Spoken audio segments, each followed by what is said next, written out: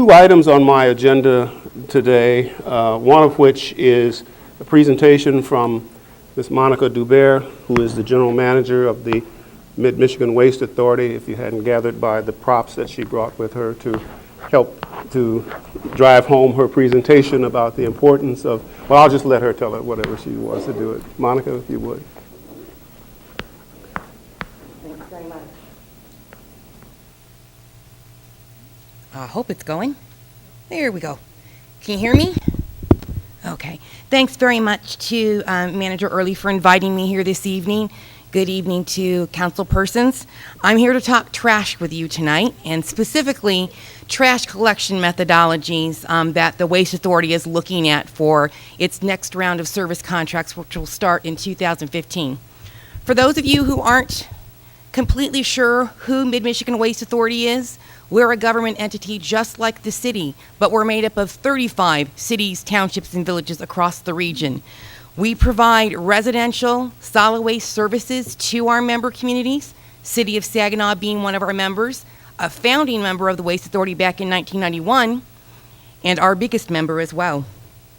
The goal of the Waste Authority is threefold: to provide a quality, cost-effective, and environmentally responsible solid waste system for our member communities.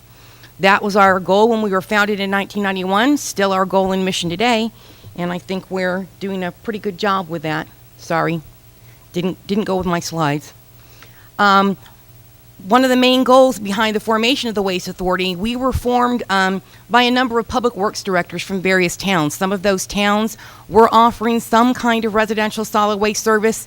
Other of those communities weren't able to offer anything, and when they were looking for pricing and services, were not very pleased with the type of prices that were quoted to them. So they thought that perhaps forming a consortium might allow them to offer more services than they currently could, or than they had planned to be able to do for better pricing. So it goes to, once again, buying power. These are our members. So if you look at that list, you're going to see a lot of members. We cover 99% of Saginaw County. We don't provide service to Tamath Township, Zilwaukee Township, or the village of Oakley, and those have about 1% of the county's population. We also provide service to 3 Gratiot County communities, so we are not bound by any kind of county line. My board sometimes says I'm working my way back to Chicago, and I think that's a great goal. So because we have so many members, we really have a lot of diversity. We go all the way from inner city urban here in the city of Saginaw, urban, suburban to some of the surrounding communities, rural and agri-rural. When you go out to the west and south side of the county, and certainly into Gratiot County, those are the definition of rural and agri-rural. We have a number of towns, I believe, 4 to 5 of our communities that have no business outside of agriculture within their borders. It's just residential and agriculture. Because of that diversity of membership, we have to have a lot of variety, maybe not so much in the type of services we have now, but as we look ahead, trying to better meet the varied needs of our diverse and large membership, looking at collection efficiencies. Are there ways that we can do things better? What we're really involved in, too, is public education. If folks don't know what service they have available to them, they're unable to participate well, if at all. So we're always out there trying to do public education to let folks know what their curbside services are in the solid waste program and what they can do, and what kind of available funding there might be. We look at grants. There have been obviously a scarcity of any from the state level and the federal level, but we have a pretty good partnership with Saginaw County and their solid waste funds. So why do we need to have a solid waste system? And I thought that was a pretty good example of what happens when you don't have rules at the curb. Even with rules, you can end up with some of those things. So benefits of belonging to the Waste Authority are that we work on long-term contracts to keep costs low. We're in our second set of 10-year contracts right now. We have 18 months left in our contract. And the good thing about having these long-term contracts is not only does it help drive pricing down for our members, but it also lets them look ahead long-term and know pretty much what those costs are going to be for the next 10 years or 8 years of the contract. There's also access to programming for many of our member communities that simply would not be available if they went out to seek it on their own. And for most of our membership, the special problem material programming that we do might well not be available. We're one of the only counties in about a 10-county area that does routine household special waste programming, that does electronics recycling programming. We're doing prescription drug disposal programming in partnership with the Saginaw County Sheriff's Department, and we have a robust school education program that's even won a state award for getting out there and letting kids know that they're part of the problem, and boy, are they a big part of the solution. So as I said before, there are a number of benefits. The size and density is the biggest thing. By grouping together, communities have more purchasing power with the service vendors than they would on their own. And we certainly were able to demonstrate that with the city of Saginaw when we took over collection services for the city of Saginaw at the beginning of their fiscal year 2004 in July of 2004. We said that we would be able to save you over $1.5 million, and we've been able to. In fact, in 2013, your estimated budget for residential solid waste services is about the same as it was when we took over in 2004. So we've really held the line on costs with some very strong contracts. Recycling, since the city brought it back in April of 2012, is now offered in all 35 member communities. And as I noted, we also do separate programming for some problem waste that we either don't want or shouldn't go in the landfill, and that we're able to treat them as resources rather than trash. The solid waste services that we currently offer to our membership are fourfold. Trash collection and disposal, we have 2 levels of that.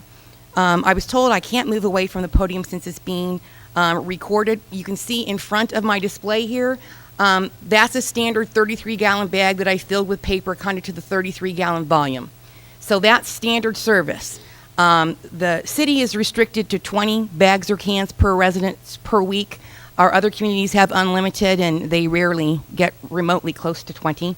We also do currently have in our trash collection contract 96-gallon wheeled curb cart service. This is a 96-gallon curb cart. So we have that as an option for residents or communities to offer their residents. However, we did not have any members who have yet opted for that.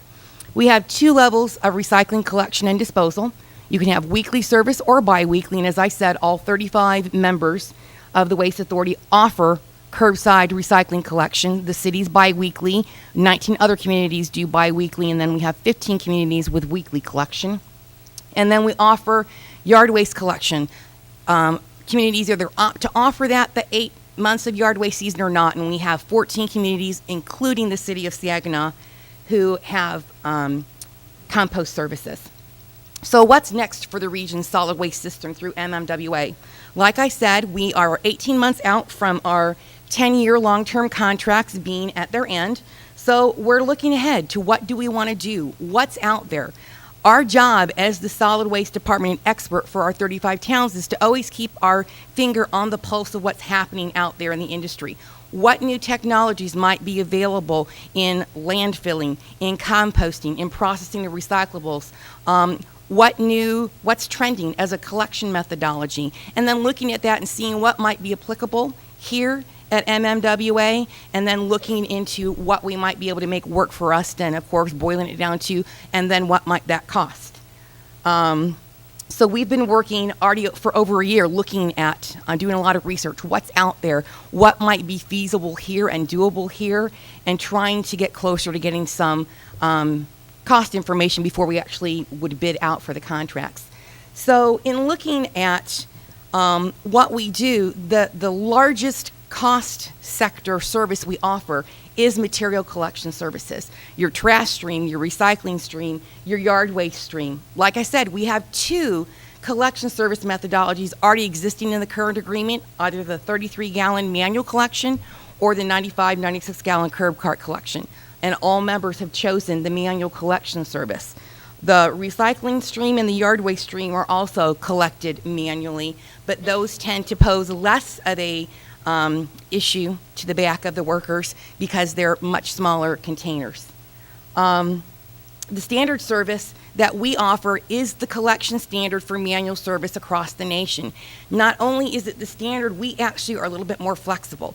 We're not flexible on size and weight. It's got to be in a 33-gallon canner bag or smaller and can't weigh more than 50 pounds. And once again, that's because it's manual service. When you're looking at the workers who are out there stopping between 700 and 1,100 times a day and gathering between 3 tons and 17 tons of trash materials a day, you really have to stick to those rules. So we are kind of strict on those, as you may have had constituents point out in the past. The recycling program is picked up in the 18-gallon recycling bins. You'll see an example in front of you. Once again, that's the standard for a manual recycling collection. And I have to say, no one in the collection industry was ever asked if we thought that was a good-sized container, because we would never have said, give us short and squat. Not a real great thing for a manual collection. So our program, as I said, is actually a little bit more flexible than a lot of manual programs in that we allow 2 bulkies a week. And a bulky is anything that doesn't fit in the 33-gallon bag or can or weighs more than 50 pounds. So a bulky is anything from a table lamp to a broken down swing set to a broken down double garage door to a 15 cubic foot chest freezer. We use claw trucks for it. We've even taken hot tubs that have been sawed in half so we can actually get it on the truck. So our definition of bulky is hugely expansive and far more than in most communities, and we don't have any penalty for freon containing items, which many places do. We require our collection vendor to pick it up, bring in a US EPA certified vendor to collect the freon, all as part of your trash service. So that's 102 chances a year to put something out that doesn't fit in those bags or cans. Wanted to give you an idea of the scope of MMWA's solid waste system. On any given Monday through Friday, there are between 28 and 47 trash, recycling, and yard waste trucks out there servicing our membership in between 5 and 11 communities a day. The service points are between 42,000 and 48,000 a day. So in 1 month, we're at 750,000 service points to service our members. So a pretty hefty piece of pie.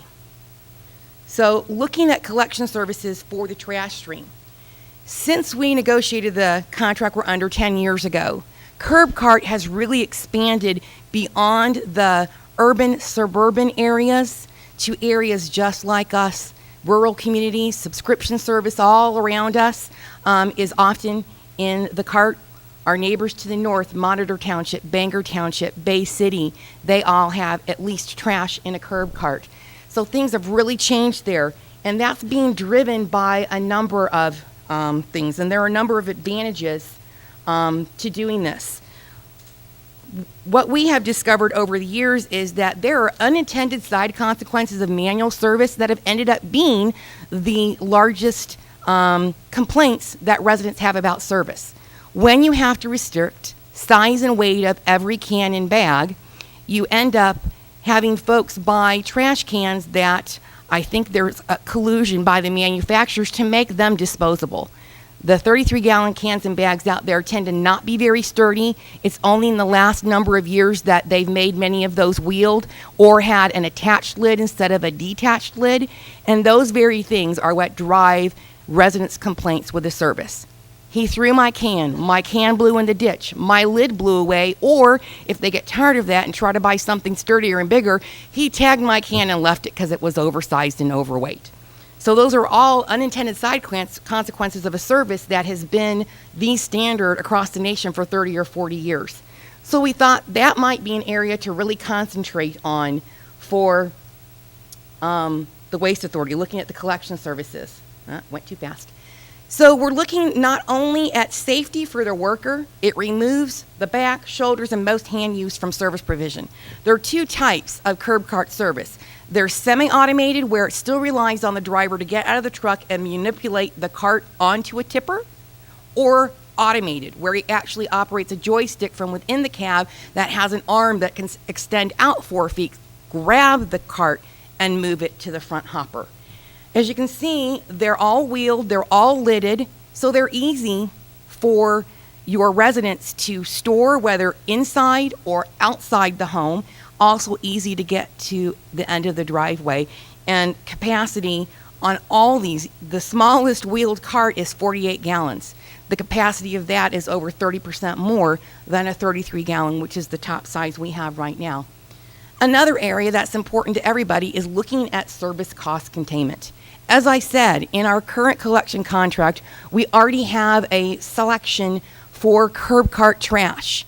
And the great thing about that is we have 6 zones. We price collection services for each waste stream by zone, and members are assigned zones based on their population density and their distance from the service points, whether it's the collection yard, the landfill, the compost site, or the processing facility for recyclables. In 3 of those 6 zones, and those 3 zones have by far the majority of the households in the Waste Authority, using curb cart service in our current contract for trash alone was cheaper or no more expensive than the unlimited manual service. In those other zones, zone 3 and 4, it was 34 to 40 cents a household more a month, and zone 5, which is the Gratiot County communities, because they're the furthest away from all of the service points that we have, next year it will be 64 cents a household more if they had used curb cart. In the current contract, trash collection curb cart, we were looking at a lease with repair and replace, and it would be what we'd be looking at again. Rather than having to upfront money to buy carts, which for the whole Waste Authority would be well over $1 million if we curb carted trash and recyclables, look at leasing it. And that's the pricing that we have set up in the current contract, looked at leasing those carts, and that lease gave you the advantage if a resident has their cart break, maybe the axle breaks, the hinge breaks, or they store it outside and after a year that possum has finally chewed his way through, there'll be a number to call and they'll have a replacement cart delivered and the old cart taken away, where it will either be fixed or scrapped, because that's another cool thing about these. These are all over 50% recycled plastic content, and at end of life they're recyclable back into the plastic stream. So that's pretty cool. In a city the size of the city of Saginaw, if we look at curb cart collection of any trash stream, we're looking at probably being able to increase the collection efficiencies, because they're going to know what they're going to come up to at the curb. It's going to be a cart of whatever size the community picks. So they'll probably be able to diminish routing so that we may be able to get away with a truck less on trash, maybe a half a truck route less on recycling, and those resources can then be routed in other communities on that day. It reduces truck traffic and congestion of traffic. And a big thing, it eliminates residents' need to buy and replace garbage cans. We've all seen a curb after collection service, and through the years, folks have needed more cans, or they need to replace a can. So there's going to be a round green can. There's going to be a square brown can, and maybe a round black can, all in various states of upright or not after they're empty. Doesn't look the best. We don't need, in many communities, to have anything that's visually unappealing sitting at our curb. This standard, it looks just like that, whether it's full or empty. Looks just like that. They line them up like little soldiers down the curb. So aesthetics can really be a big thing. For example, for City of Frankenmuth, that's a huge deal for them. And here in the city, I would think, once again, it improves the aesthetics, especially post-collection, because many times folks are at work and those cans may be at the curb till 7 o'clock at night till they get home. So certainly that is a benefit. Another advantage, like I said, is we had that pricing precedent, and this kind of shows you where we were or where we are with that currently. Another thing is standardization of service. Like I said, when you look at curb cart for one of the trash streams, now the collection vendor knows what they're coming to at the curb. It's not, well, there may be 5 bags out today, and that house may have 10 cans, and that place has 3 recycling bins. They're going to know what they've got, and it eliminates those top complaints that were unintended side consequences of offering the standard manual service. That's the gold standard across the country for 30, 40 years. As I said before, cart damage that may occur would be covered underneath a lease repair in that more uniform look. And something that I really like, this is the green geek in me, it incentivizes recycling. And it's more than just being a green geek. Underneath our current recyclables processing contract, and any contract we'd enter to in the future on recyclables processing, we have profit sharing. So when commodities are traded at the Chicago Board of Trade above a certain amount, we get 75 cents of every dollar of profit from our vendor. So what we've been looking at in the last 8.5 years, instead of paying to have our recyclables processed, we are ahead $3.41 a ton. We are paying in 2013 $24.86 a ton to shove it in the landfill. Huge disparity.